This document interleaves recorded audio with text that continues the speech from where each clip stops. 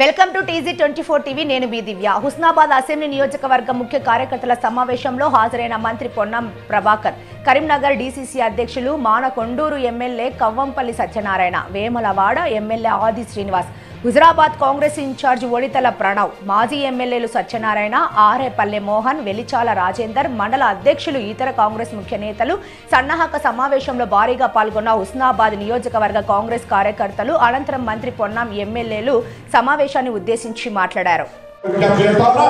అందుకు సంబంధించి నేను మీ సోదరుడిగా ఆహారశాలు అందుబాటులో ఉంటూ కష్టపడే విధంగా మీతో కలిసి ఉంటున్నా. 4 నెలలు అయిపోయింది. నేను మళ్ళీ చెప్తారా, ఎన్నికల ముందు చెప్పిన 2-3 అంశాలు హుస్నాబాద్ సంబంధించి ఇక్కడ ఉండేటువంటి ప్రాంత ప్రజల సమస్యల పట్ల ఏ విధంగా భవిష్యత్తులో మీ బిడ్డగా ఏ విధంగా వ్యవస్థలో చూస్తారు.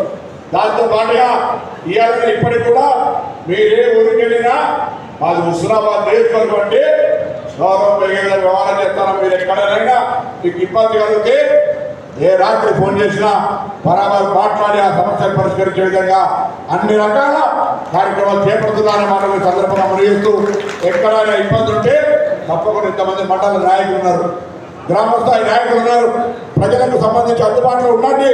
రేపొద్దున ఇక్కడ ఏ సమస్య వచ్చినా ఎంత పెద్ద ఎత్తున రాష్ట్రంలో తాగునీటి సమస్య ఉన్నా మనం ముందుగా ప్రణాళిక చేసుకున్న లోకి వీలైనంత వరకు దాన్ని అధిగమించగలిగినాం.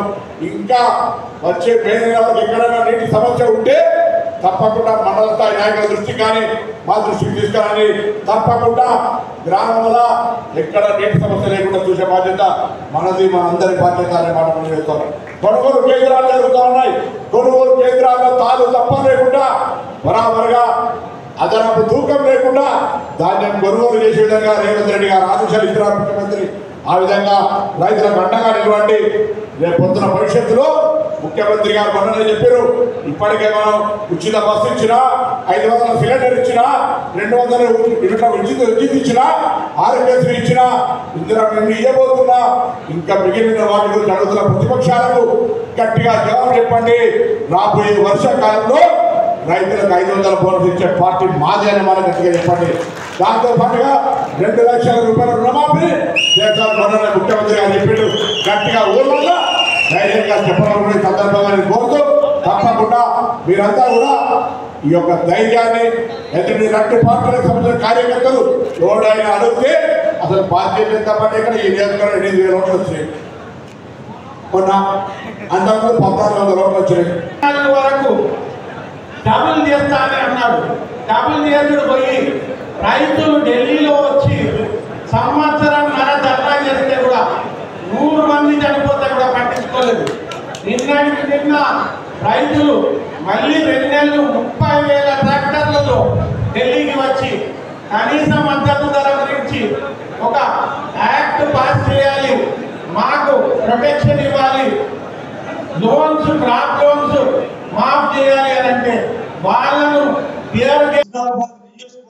కీలక పాత్ర వహించాలని చెప్పిన సందర్భంగా విజ్ఞప్తి చేస్తూ, నాకంటే ముందు మాట్లాడినటువంటి మిత్రులు హుస్నాబాద్ సంబంధించినటువంటి కాంగ్రెస్ నేతలు కానీ లేదా కరీంనగర్ ఉమ్మడి మాట్లాడే ప్రయత్నం చేయకుండా గత 4 మాసాల క్రితం ప్రజా వ్యతిరేక పరిపాలన అందించినటువంటి నియంతృత్వ పరిపాలన అందించినటువంటి BRS పార్టీని ఏ విధంగా పక్కన పెట్టి తెలంగాణలో కాంగ్రెస్ పార్టీని తీసుకురావడానికి, ప్రజలను చైతన్యవంతం చేయడానికి కారణమైనటువంటి మీరు మే 11 జరుగుతున్న ఎన్నికల్లో కూడా 10 సంవత్సరాల ప్రజా వ్యతిరేక పాలన అందిస్తున్నటువంటి భాజపాను పక్కన పెట్టి కాంగ్రెస్ పార్టీని దేశంలో ఇండియా కూటమిని అధికారులు తీసుకురావడం కోసం మనందరూ కూడా కంకణ బద్దులై ముందుకు పోవాలని చెప్పి సందర్భంగా మనం చేస్తూ, విశ్వవిద్యాలయ సైనికులాగా పనిచేసి కాంగ్రెస్ పార్టీని ఈరోజు మన అధికారం తీసుకున్న బాధ్యత మనందరూ కూడా దయచేసి గమనించిన సందర్భంగా కోరుతా ఉన్నాం. రాహుల్ గాంధీ గారు కన్యాకుమారి నుంచి కాశ్మీర్ పాదయాత్ర చేసిండ్రు. మీరంతా చూసిండ్రు. మన రాష్ట్రం కూడా 22 రోజుల పాదయాత్ర సాగింది. ఇంచుమించు 4,000 కిలోమీటర్ల మాట ఈరోజు ప్రపంచంలో ఎవరు కూడా పాదయాత్రను మన నాయకుడు ఈ దేశం కోసం భారతీయ జనతా పార్టీ ఈ దేశాన్ని మతం పేరిట విభజించాలని చూస్తుంటే, భాషా ప్రయుక్త రాష్ట్రాలుగా విభజించాలని చూస్తుంటే, నీతో కాదు, నీ పార్టీతో కాదు, నీ ప్రజల వెంట ఉంటాం. కాంగ్రెస్ పార్టీ ప్రజలతో ఉంటుందని చెప్పి భారతదేశాన్ని ఏకం చేస్తామని భారత్ జోడో అందరూ తెలిసిన విషయాలు మనం చెప్పుకుంటున్నాం. రేపు టీఆర్ఎస్ ఎందుకు ఓటేయాలి? ఎందుకు పార్లమెంట్ ఏం చేస్తారు? పని అవుతుందా?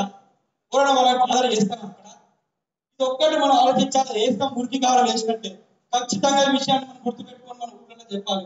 ఎందుకు మీ అమూల్యమైన ఓటు వృధా చేసుకుంటారు అనే విషయాన్ని మనం ఖచ్చితంగా రేపు మనం బూత్లలో మనం తిరిగేటప్పుడు మన గ్రామాలకు చెప్పాలని కోరుకుంటున్నాం. ఇక బీజేపీ గురించి ఇక ఇక్కడ ఒక వ్యక్తి ఉన్నాడు. ఇప్పుడు మనకి నేను హుజరాబాద్ నుంచి వస్తున్నా. హుజరాబాద్ తిరిగేటప్పుడు పొన్నవన్న ఎంపీ ఉన్నప్పుడు చేసిన పనుల గురించి నాకు చెప్తున్నా. నేను తిరిగేటప్పుడు బోర్ వేపించిందని, గుడులు కట్టించింది, వాళ్ళకి అక్కడ కులాలకి సాయం చేసిందని చెప్తుంది. కానీ 5 ఏళ్ళలో అక్కడ ప్రభుత్వం ఉంది. కనీసం ఎంపీ ల్యాండ్ పక్కన పెట్టండి, సొంతంగా నిధులు తీసుకొచ్చి ఏ పని చేసిండు బండి సంజయ్ గారు అని నేను అడుగుతున్నా. మన నియోజకవర్గం హుస్నాబాద్ నేను చేసిందా? నాకు కూడా ఈ ప్రాంతానికి కొంచెం సుపరిచితి ఉంది. మరి ఏమన్నా ఇక్కడ పని మనకి ఏం చేసిండు సెంటర్ నుంచి తీసుకొచ్చి ఎందుకు మనం ఓటు వేసుకోవాలి? ఉన్న గురించి చెప్పాలి. హుస్నాబాద్ నియోజకవర్గం పాత ఇందుర్తి నియోజకవర్గం చూసుకుంటే మంత్రి ఉన్నాడా? మనకి మంత్రి అయిండు అంటే రేపటి రోజు ఇంకా ఇప్పుడైనా 6 నెలలు కాలేదు మన ప్రభుత్వం వచ్చి, 5 ఏళ్ళ నుంచి ఖచ్చితంగా దశ దిశ తిరిగి అభివృద్ధి చేస్తామన్నట్టున్నా ఉన్న ప్రభాకర్ గారిని తెలియజేస్తున్నా. ఏదైతే కాలేజీ స్థాయి నుంచి